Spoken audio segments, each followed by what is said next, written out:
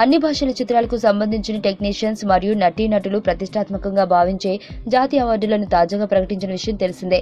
ఈసారి 4 తెలుగు సినిమాలకు ప్రతిష్టాత్మక జాతీయ అవార్డులు దక్కాయి.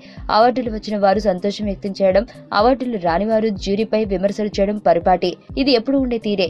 తాజాగా తమిళ దర్శకుడు మురుగదాస్ జాతీయ అవార్డులపై పెదవి విరిచారు. తాజాగా ఆయన మాట్లాడుతూ జాతీయ అవార్డుల ఎంపిక విషయంలో పక్షపాతం చూపిస్తున్నారని, కొందరు అక్కడ రాజకీయం చేస్తున్నారంటూ సంచలన ఆరోపణలు చేశారు.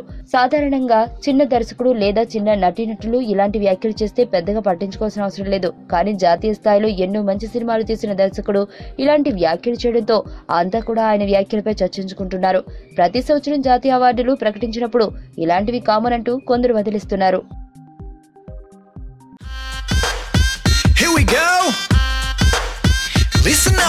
ఇంటి ముంగటున్నది పానీపూరి, రోజు 2 ప్లేట్లు బుక్క నేను ఖాళీ దూరి, ఆడు చనా ప్యాసు తెచ్చి సొంటి పానీలోన ముంచి వెట్టె తిన్నంక అడుగుతా ఖాళీ పూరి. అరే అన్నా, నిన్న నేను సందులోన